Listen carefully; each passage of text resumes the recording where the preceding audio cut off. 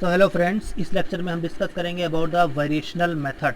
ये भी आपका अप्रॉक्सीमेशन जो ट्रीटमेंट है क्वांटम मैकेनिक्स का, एडवांस क्वांटम मैकेनिक्स में जो अप्रॉक्सीमेशन मेथड हम लोग पढ़ते हैं उसमें से ये एक बहुत ही इम्पॉर्टेंट टॉपिक है जिस पर कई बार CSIR नेट JRF में क्वेश्चन पूछे गए हैं आपके पास में। और इसमें ये कब अप्लीकेबल होता है, जैसे हमने डिस्कस किया था प्रीवियस लेक्चर में कि जब हम बात करते हैं परटर्बेशन थ्योरी की, जो कि है टाइम इंडिपेंडेंट परटर्बेशन थ्योरी, वो कब अप्लीकेबल होती है? जब हमारे पास में जो हैमिल्टोनियन होता है वो नियरली इक्वल होता है आपके पास में H0 के, यानी कि जो अनपर्टर्ब्ड हैमिल्टोनियन है और जो न्यू हैमिल्टोनियन है, अगर वो नियरली इक्वल होते हैं तो हम क्या करते हैं, आपका जो परटर्बेशन थ्योरी उसको अप्लाई करते हैं। लेकिन अगर ये कंडीशन नहीं होती है, हमारे पास में जो नया हैमिल्टोनियन बन रहा है वो जो अनपर्टर्ब्ड हैमिल्टोनियन है जिसको हम सॉल्व कर सकते थे एग्जैक्टली, उसके सिमिलर नहीं बन रहा है, बल्कि कोई ऐसा हैमिल्टोनियन बन रहा है जिसको हम एग्जैक्टली सॉल्व नहीं कर सकते हैं, तो हम क्या करते हैं, इस मेथड को यूज़ करते हैं, दैट इज़ वेरिएशनल प्रिंसिपल।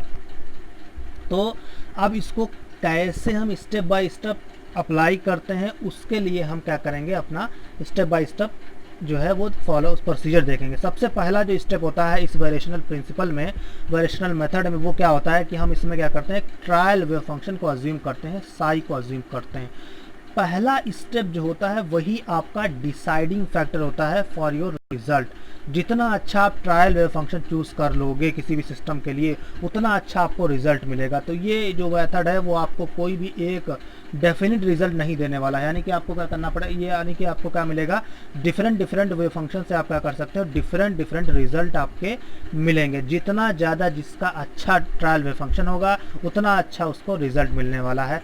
और दूसरा जो है वो आप क्या करोगे, ट्रायल वेव फंक्शन अज्यूम करने के बाद एनर्जी वैल्यू कैलकुलेट करोगे, जैसा कि आप करते आए हो from the time independent perturbation theory. उसके बाद जो आप एनर्जी वैल्यू कैलकुलेट करोगे स्टेप 2 में, उसको मिनिमाइज करोगे और नया जो पैरामीटर होगा, क्योंकि आप जो वेव फंक्शन अज्यूम करोगे वो एग्जैक्ट तो नहीं होगा, उसमें कुछ पैरामीटर्स होंगे, कुछ एक्सपोनेंशियल टर्म्स भी हो सकते हैं, कुछ और भी टर्म्स होते हैं। ये पैरामीटर जो होगा वो बहुत सारी प्रॉपर्टीज़ को इंक्लूडिंग टर्म होगा ये। तो इस पैरामीटर के टर्म को हम ऐसे ही रखेंगे और इसको इवेल्युएट करेंगे by the minimization of the energy calculated in the step 2। तो यहाँ से आपको पैरामीटर मिल जाएगा। ये पैरामीटर आप जैसे ही इस एनर्जी में रखोगे कैलकुलेटेड इन द स्टेप 2, तो आपको क्या मिल जाएगा, एग्जैक्ट एनर्जी वैल्यू मिल जाएगी।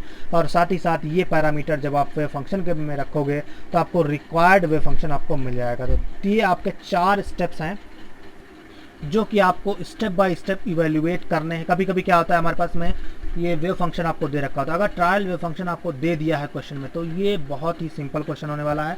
बस आपको इंटीग्रेशन ध्यान से करना पड़ेगा और आपको क्या है, 5 मार्क्स का ये भी क्वेश्चन आपके पास में आता है। तो ये वेरिएशनल प्रिंसिपल है आपके पास में, सिंपल है। आई होप कि आपको समझ में आ गया होगा।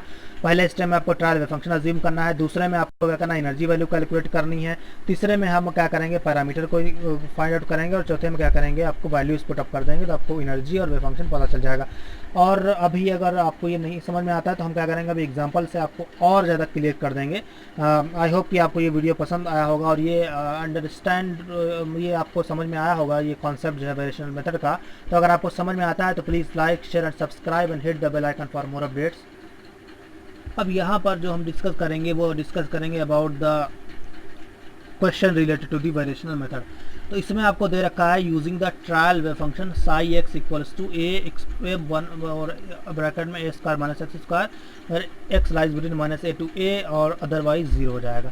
The ground state energy of one dimensional harmonic oscillator आपको फाइंड आउट करनी है। ऑप्शन दिया हुआ h क्लास ओमेगा 5/. तो इसमें आपका क्वेश्चन जो है वो ट्रायल वेव फंक्शन गिवन है।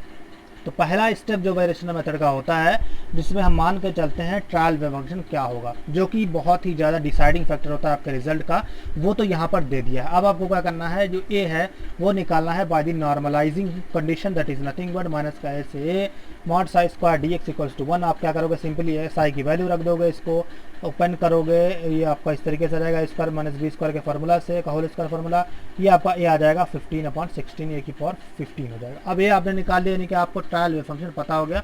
अब सिर्फ इसमें एक ही अननोन है, दैट इज ए स्क्वायर, और ये आपका क्या है, पैरामीटर है। अब आपको पता है कि हमारे पास में जो एनर्जी है वो कैसे निकालते हैं हम लोग, E बराबर psi equals to psi H, psi हो जाएगा। एच हमारे पास में क्या होता है, काइनेटिक एनर्जी प्लस का पोटेंशियल एनर्जी हो जाएगा। हार्मोनिक ऑसिलेटर है, हार्मोनिक ऑसिलेटर की पोटेंशियल एनर्जी होती है ओम ओमेगा स्क्वायर एक्स स्क्वायर हो जाएगा, और काइनेटिक एनर्जी होगी p square by 2m and that is nothing but minus का cross square 2m upon into d2 upon dx2 हो जाएगा। ये होता है आपके पास में, सिंपल सा क्वेश्चन है आपके पास। तो ये वैल्यूज़ हम यहाँ पर पुटअप करेंगे, और चूँकि हम जान रहे हैं यहाँ पर जो साई है वो, अब चूँकि ये जो ए है और ये चूँकि इसमें कॉम्प्लेक्स का तो कोई टर्म है ही नहीं, इसमें हमारे पास में जो साई है हमारे पास ट्रायल फंक्शन है, इसमें तो कोई कॉम्प्लेक्स का टर्म नहीं। तो साई अगर आप इस तरीके से एच साई ले रहे हो तो ए जो होगा वो तो आपका रिपीट होगा 2 बार। तो हम क्या करेंगे, तो ए को हमने क्या किया, इसको बाहर ले लिया है, और उसके बाद में a square minus x square है, साई है, और ये काइनेटिक एनर्जी का टर्म है d2/dx2 और साई हो जाएगा। इसी तरीके से पोटेंशियल एनर्जी का ये भी हमने बाहर लिया, क्योंकि इसका तो स्क्वायर होगा अंडर रूट के साथ है, तो अंडर रूट हट जाएगा, ये बचेगा half m omega square x square, और ये हो जाएगा साई का स्क्वायर, क्योंकि ये तो सिंपल है, इसमें कोई डेरिवेशन का तो टर्म है नहीं।